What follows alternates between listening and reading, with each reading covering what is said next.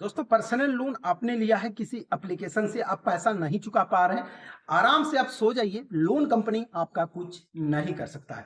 नमस्कार दोस्तों, मेरा नाम है मुरारी गोस्वामी और आज की इस वीडियो में मैं आप लोगों को बताने जा रहा हूं कि लोन लेने के बाद अगर आप रिपेमेंट नहीं कर पा रहे तो ऐसे कंडीशन में आपके साथ जो है लोन कंपनी क्या कर सकता है। तो देखिए, ये वीडियो काफी ज्यादा इंपॉर्टेंट आपके लिए है। अगर आपने किसी कंपनी से लोन लिया है, कंपनी आपको परेशान कर रहा है, कंपनी आपको डरा रहा है, तो इस वीडियो को देख लीजिए। मन में जो डर है वो क्लियर आपका निकल जाएगा, एक भी जो डर होता है वो आपके मन में नहीं रहेगा। तो चलिए मैं आप लोगों को बताता हूं। तो सबसे पहले होता है क्या है कि पैसे की इमरजेंसी ऐसा नहीं है, किसी को भी आ सकता है। और अभी के समय में बहुत सारे प्लेटफॉर्म है, अगर आप प्ले स्टोर पर सिर्फ लोन लिखकर सर्च करेंगे तो हजारों लाखों एप्लीकेशन आपको दिख जाता है और हजारों लाखों एप्लीकेशन में किसी न किसी एप्लीकेशन पर आप लोन ले लेते हैं। अब समय के अनुसार हो सकता है कि आपके पास पैसा ना हो और आप पेमेंट नहीं कर पा रहे। ऐसे कंडीशन में सबसे पहला जो प्रोसेस होता है कंपनी का वो कॉल का होता है।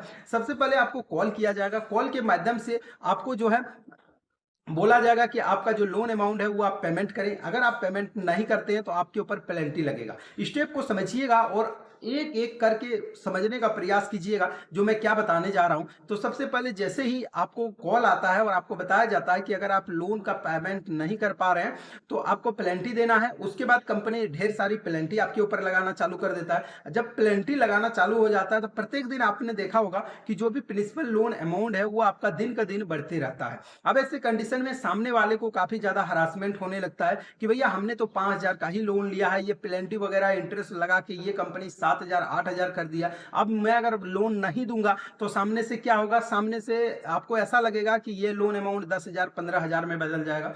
लेकिन मैं आप लोगों को बता दूं कि वास्तव में होगा क्या, 3 महीना अगर आप लोन का रिपेमेंट नहीं कर पाते हैं तो होगा क्या, 3 महीना के बाद ये कंपनियां आपके ऊपर पेनल्टी लगाना बंद कर देगा।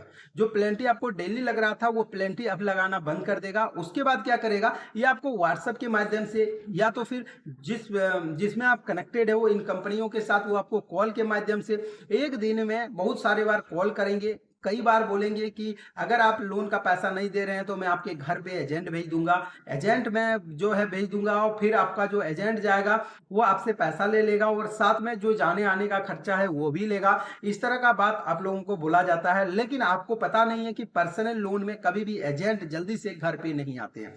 क्यों नहीं आते हैं, देखिए मैं बता दूं कि ज्यादातर लोन कंपनियां क्या करता है कि रेट ऑफ इंटरेस्ट काफी ज्यादा हाई लेता है। हाई क्यों लेता है, हाई इसलिए लिया जाता है क्योंकि उनको भी पता है कि अगर हम 10 लोगों को लोन दे रहे हैं तो ये एक अनसिक्योर्ड लोन है और अनसिक्योर्ड लोन का कोई भी गारंटी नहीं होता है। क्योंकि अगर आप बैंक से लोन लेते हैं या किसी ऐसी जगह से लोन लिए जहां पर आपका प्रॉपर्टी रखा हो तो जाहिर सी बात है कि आप उस लोन को अगर पेमेंट नहीं करेंगे तो जो प्रॉपर्टी है उसको जब्ती किया जा सकता है। लेकिन ऐसे कंडीशन में पर्सनल लोन में ऐसा कुछ भी नहीं होता है। उसके बाद ये लोग क्या करते हैं, सामने वाले से कॉल करेंगे और बोलेंगे कि मैं एडवोकेट बात कर रहा हूं, कभी बोलेंगे कि मैं पुलिस स्टेशन से बात कर रहा हूं और आपको धमकाने या डराने का प्रयास करेंगे। लेकिन आपको डरना नहीं है और आपको बेझिझक उनको बोलना है कि आपको जो करना है कर दीजिए। क्योंकि देखिए, अगर आपके पास सच में पैसा चुकाने के लिए नहीं है तब तो आपको ये कुछ कर ही नहीं सकते, आप बोल सकते हो। लेकिन अगर आपके पास पैसा है तो मैं बोलूंगा इतना कि पेमेंट जरूर कर दीजिएगा। क्योंकि ऐसा नहीं कि एक बार लोन लिया दोबारा आपको नौबत नहीं आएगा, दोबारा भी आपको जरूरत पड़ सकता है, दोबारा भी आप ले सकते हो। तो दोबारा जब आप लेंगे तो सिविल स्कोर आपका थोड़ा डिक्रीज कर देगा, क्योंकि सिविल स्कोर के बेस पर ही आपको लोन मिला है। अब सिविल स्कोर जब डिक्रीज हो जाएगा तो भविष्य में आपको लोन मिलने में कठिनाइयां जो है हो सकता है। अब ऐसे कंडीशन में ये तो मैंने आप लोगों को बता दिया, लेकिन क्या वास्तव में लीगल नोटिस या पुलिस केस होगा? तो मैं आप लोगों को बता दूं, जितने भी ये जो आपको कॉल आता है कि मैं एडवोकेट बात कर रहा हूं या तो फिर आपको व्हाट्सएप पे एक नोटिस भेज देता है, ये सब जानते हैं सिर्फ डराने वाला काम है, धमकाने वाला काम है। आप लोगों को इसलिए डराया जाता है क्योंकि वो उनको लगता है कि ऐसा करने से सामने वाला जल्दी रिपेमेंट कर देगा। तो देखिए, इस सब में आपको डरना नहीं है। अगर आपने किसी कंपनी से लोन लिया और सच में आपका दैनिक स्थिति खराब है तो आपको करना क्या है, बेझिझक होकर कंपनी का अगर कॉल आता है या कोई भी आता है तो उनको डायरेक्ट बात कीजिए, अपना जो भी समस्या है उनके साथ शेयर कीजिए और शेयर करने के बाद बता दीजिए कि भैया हमारे साथ ये समस्या है, मुझे कुछ टाइम चाहिए। अगर टाइम देता है तो ठीक और नहीं देता है तो उनका कॉल वगैरह रिसीव करना बंद कीजिए। अंत में क्या होगा कि लोन कंपनी आपको सेटलमेंट करने के लिए ऑफर देता है। अब सेटलमेंट का ऑफर कब देगा, हो सकता है 3 महीना बाद दे, 4 महीना बाद बाद दे, 5 महीना बाद दे।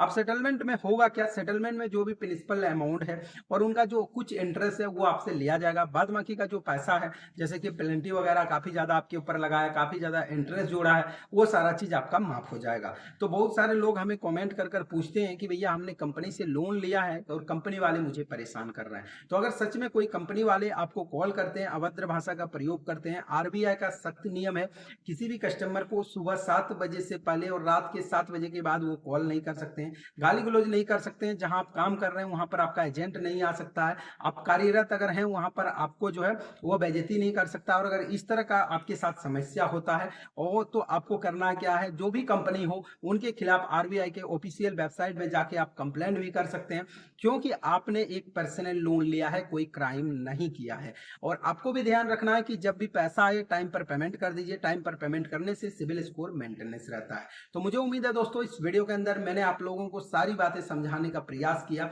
और आपको जो है मन में एक जो डर चल रहा था वो डर जो है शायद थोड़ा बहुत कम हो ही गया होगा कि आखिरकार लोन का रिपेमेंट नहीं करने से क्या होता है। तो मुझे उम्मीद है दोस्तों इस वीडियो के अंदर जो भी इंफॉर्मेशन मैंने आप लोगों के साथ शेयर किया, आप लोगों को ये वीडियो पसंद आया होगा। अगर पसंद आया दोस्तों तो वीडियो को लाइक शेयर कमेंट जरूर कीजिएगा। इस वीडियो रिलेटेड कोई भी सवाल अगर आपके मन में है तो आप हमें कमेंट कर जरूर पूछिएगा। चलिए फ्रेंड, मिलते किसी अगले वीडियो।